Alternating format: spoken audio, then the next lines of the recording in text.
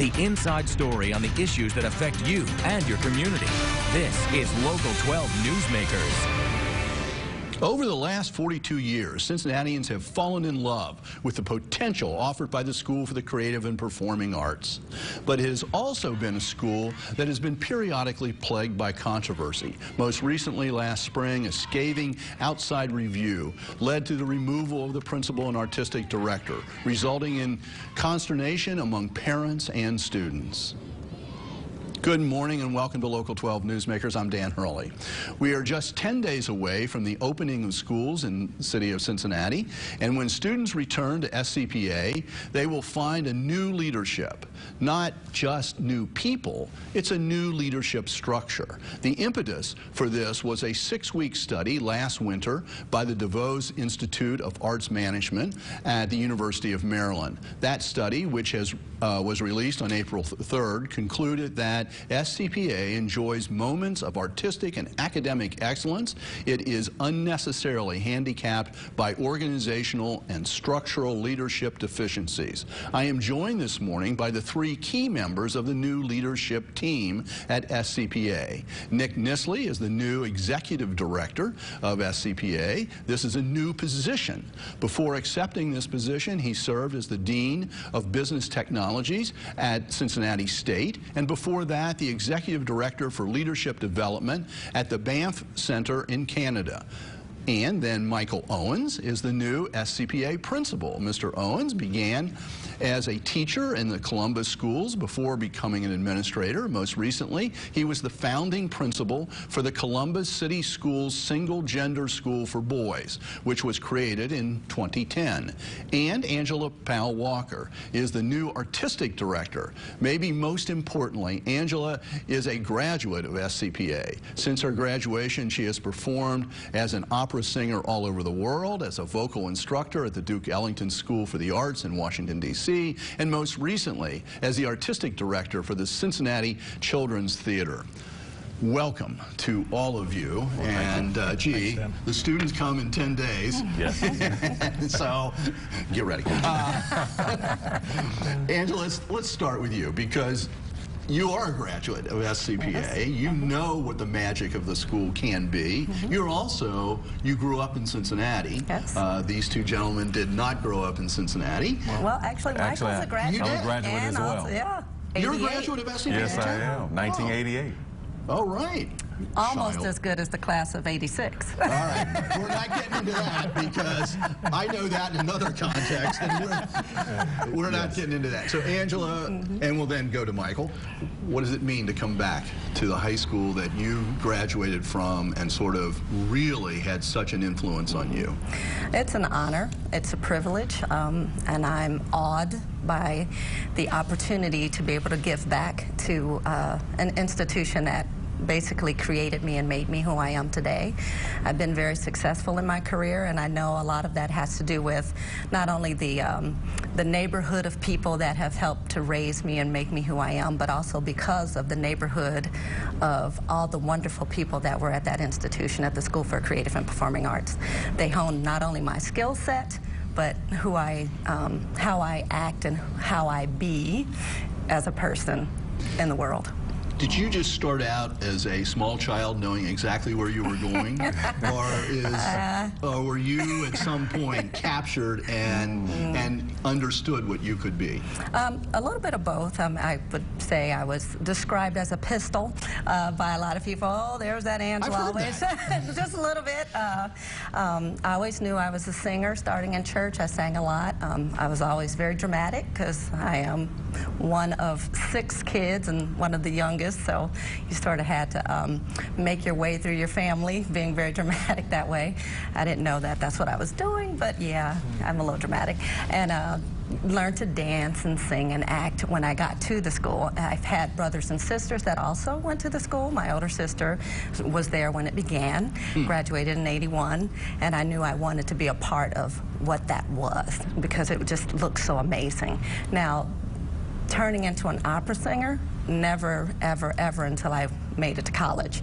But I knew I always wanted to be in a performing arts field, and I always knew that I wanted to teach as well. So it was just ingrained in me as a person. Yeah. And of course, at the Children's Theater, you've been teaching. Exactly. You've been teaching all along. All along, yeah. So, Michael, okay, I'm sorry I missed that. That's okay. That's so okay. you're a graduate of '88, that wonderful class. The wonderful 86. class of 1988, absolutely.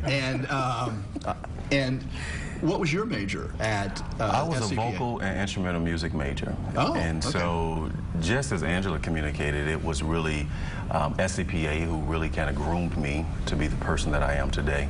The lessons that I learned as a student, you know, growing up in the West End of Cincinnati and coming in through those doors every day was a welcoming environment. You had teachers that were very nurturing. You had solid academics. And so you had people who you knew that you were sitting next to inside your classroom who were invested in all that SCPA had to offer. And so it was those experiences with my classmates and also looking at alums such as Angela and those that were, you know, in those senior grades that I really looked up senior grades. Yeah, I heard you. I mean, we just really looked up to each other, and then also able to build capacity within ourselves as a result of seeing the talent that existed in the school. And so when I graduated in 1988 and attended The Ohio State University, I had a solid background and foundation for who I was, both as an individual, but also as a student and an artist. And so I never left my beginnings and my experiences at SCPA. And so having the opportunity to come back and serve in the capacity of principal of my alma mater was something that I just could not pass up. It is the only thing that took me from my position as founding principal of Columbus City Preparatory School for Boys in Columbus, Ohio. This was the only opportunity that I would leave that particular job for. So, and I know she struggled with whether she wanted to leave where she was too. Exactly. So it's that experience that brought you back. Yeah. Nick, you're not from Cincinnati. That I know. What's the opportunity plus in your situation? You're in this new position. I mean, at least the title principal and the title artistic director, most people understand something about whether they think they understand something about what it is. Executive director of a School for the Creative and Performing Arts, a public school. What's that mean? And secondly, why you in this job? Yeah, well, I think it speaks to the DeVos report mentioned that the school was essentially under-resourced in terms of its human resources. So while we've typically had an artistic director and a principal, the executive director was a new role that was suggested, and the board agreed to that. They've also agreed to an external relations manager to help us with those connections, rebuilding those bridges back to the community, as well as a school financial officer role. So my feeling is you have a board that's strongly behind that DeVos report, has come to the table and said, yes, we're going to continue to further grow the resources and the capacity. So to me, that's the most exciting thing, the support from the board, from the community, to give the resources that are needed. In terms of the executive director role, how I've been describing it, Michael's our chief academic officer. Anything academic, that's his. Anything arts related, that's Angela. The executive director is trying to orchestrate and make sure those things are working together. We may have had challenges in the past of arts versus academics. Now we're talking about it as a hand-in-glove kind of relationship. Those two need to work together. And the other key thing is really being that face to the community, making sure that we're reconnecting, building those bridges through accountability, through trust, to get that reinvestment back into the school. And that's used in a lot of other schools. A lot more and more private schools would have a head of school or would have a president, but in the public school setting, the title here is executive director. So it's sort of that person who can be outward looking and also coordinator inside. Is that fair? Yeah, it's a head of school if you were in a private school. In the public school, it's executive director. Okay. All right. So SCPA, you've both been there, I've just observed it from the outside, has had this wonderful history since 1973. some great moments that have attracted not just local attention, but national attention. It's also had controversy, not just this time, but other times there have been issues. Is there something about the school is having all these creative people, faculty, students, who just are by personality? Is there something about the school that's unmanageable, that it's going to have these ups and downs, or do you think there's a way of seeing this differently? And I don't care who grabs onto that. But I would say it's not unmanageable. That is not a truth in any way, shape, or form. I do believe that all institutions have their ups and downs. We're just such a focused on institution that you see a lot of our dirty laundry as it's presented to the public. Arts people are people just like everybody else. Yes, we're very creative, we're very outgoing. Some of us aren't outgoing and introverts and things like that, but it's not unmanageable. It's just making sure that processes are in place to make sure that things are done the best way they can be. And I think that's why they have this new leadership team in place to make sure that that happens. I'm not saying it's going to be perfect by any means, because again, nothing is perfect, but we will do our best to make sure that we steer through those controversies as best as we can and resolve them as quickly as they can be resolved. And being as great as that we all are, I don't think we're going to have many, so there you go. Confidence. Yes, confidence. Michael, as the principal, you're really responsible, at least the way Nick was describing it there, for the academic side. There have been over the years people who have raised the question whether or not this school, this institution, was so focused on the artistic side, so focused on the performance side particularly, that academics that most students experience weren't fully developed. What do you say to that, both as someone who went there, but now as principal responsible for that academic side? What do you say to that?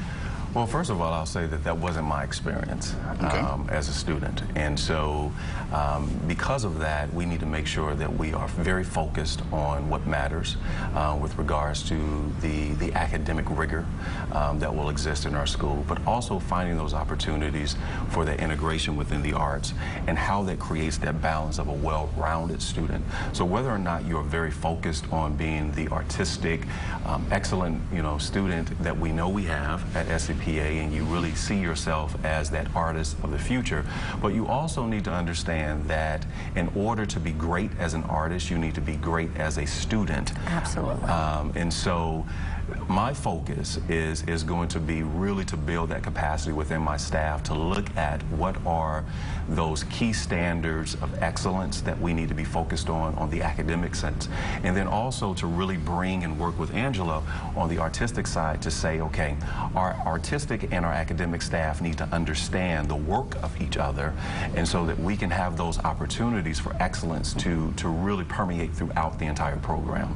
And so I believe that Angela and I had a great balance of both the arts and the academics, but it was because the vision and focus and mission at that particular time was really about the cultivation of both of those disciplines in a balanced way.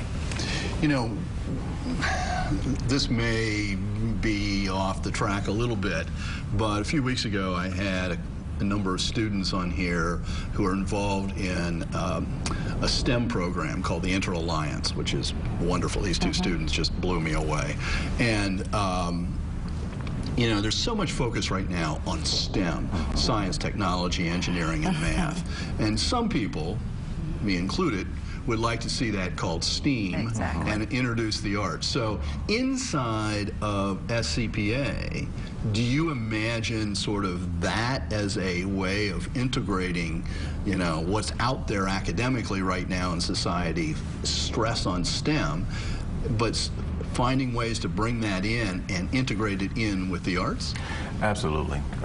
You know, I really operate off the thought of what's possible, and that the answers are right in our organization. And so we have some very capable, bright, and talented staff members at SCPA, because I've had an opportunity to work with many of them already this summer. And so, you know, my understanding is that everyone that I have come in contact with are very interested in taking us to the next level. And so where there are opportunities such as STEAM, and I'm kind of familiar with that because that was an initiative of one of our schools in Columbus, that we look at that as a possibility. So what's possible and what's next? Okay. One more question before we have to take a break, but you're going to stay with us for the entire show. Nick, one of the things in the DeVoe study, it was that the merger between SCPA and Shield that made this K through 12, not just a high school or a junior high and high school, but brought this whole spectrum together. There was criticism that that merger had not really been handled correctly. What is it that you're going to be trying to do to address that sort of issue with the very young children, you know, 5-year-olds, and people who are 17 and 18 and must look like giants to the kindergartners? So what are you going to do to address that particular observation of that study? Yeah, in the broader context, let me say, connecting back to what Michael said, I'm going to be leading with an ampersand, you know, with a big and. So to Michael's point, one of our biggest challenges at the school is not to have academics versus arts. It's leadership, or it's academics and arts. So again, that ampersand. Likewise with the K-12, it's not about elementary versus high school, it's elementary and high school. So again, I think one of our key challenges is going to be leading through and, that yes and kind of improvisational sort of nature to leadership. And the elementary challenge of how do we make sure that's integrated, to me is very similar to the challenge of academics and arts, and all those other challenges. We're going to have to get away from that versus, or these false dichotomies. And I think our challenge will be, how do we integrate those things? Okay, we're going to take a break, but we're going to come back. So stay tuned. After the break, all three people will rejoin me. Welcome back. I'm joined this morning by the new leadership team at the School for the Creative and Performing Arts. Nick Nissley is the new executive director, Michael Owens is the new principal, and Angela Powell Walker is the new artistic director. So, welcome back. I want to go to a part of the DeVoe study which sort of lays out their goals, not so much their action steps, but their goals. And that study said, it laid out 3 key outcomes that needed to be achieved. First, to strengthen the internal and external communications, to renew public confidence in the school's future and incent increased private sector investments. Secondly, identify immediate path and structure for fundraising in the wake of the dissolution of the Friends organization. And third, reposition SCPA structurally and financially for meaningful long-term planning process. So strategic planning. Nick, I think this one goes to you first. When does that start? Has it already started? I mean, obviously, the Board of Education took steps to implement the new administrative structure, or begin to implement. I know you're still putting that together, but the strategic planning idea, and you sort of touched on that, you wanted one vision for the entire school, not an elementary and a high school, not arts and academics, but a unified vision. How do you bring that, and when does it start? Yeah, Dan, I think kind of on day one we began that process. You've referenced the DeVos report. There were also 3 other reports from the Oversight Committee, from the Art School Network, and Advance Ed also had reports that spoke to how do we improve the school. One of the things that we've done so far is we're trying to integrate those into what I would think of as a master plan. We're referring to it as our stabilization plan. It's kind of a part A of strategic planning. It's not a strategic planning or plan in and of itself, but it's that thing that says we've got to stabilize. We need to make sure we're on firm ground. We hope to have that stabilization plan in place in the next month or two, firmed up, vetted with our stakeholders. Hopefully. And who are your stakeholders? I mean, if it's a private school, that's one thing. The public school has the Board of Education, but who are the stakeholders here? Yeah. So we probably often think of the LSDMC, the Local School Decision-Making Committee, as a key stakeholder. We have a PTSO group, those parents who have children in the school. Who care a lot. Absolutely. We have alumni relations and to alumni, you know, here in our executive leadership team. We have funders and donors. We have the district office. We have the Board of Education. You can imagine it's a very complex organization in terms of all those stakeholders. To me, that's the good news. We have lots of people who care and want to see us be successful, and I think that's why you have things like the DeVos report, because people cared enough to say we want to help SCPA get righted. You know, in some ways we may have been a ship that was listing. Our goal right now through the stabilization plan is to right that ship. One of the advantages that SCPA has is a profile in the community that most schools don't have because of the performances. If people don't have a student there, they may not have much reason to be personally connected with a particular school, but in your case, you have these incredible performances that take place, a whole range of them, and that people are invited into. So, Angela, what's coming up? Because that's the way that people are going to reconnect with the school.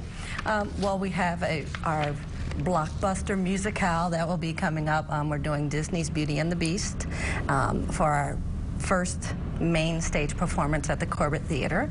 We also have the Nutcracker coming up in our season, as well as junior high school drama, You Can't Take It With You, which happens to be one of my favorite shows ever. I love that play.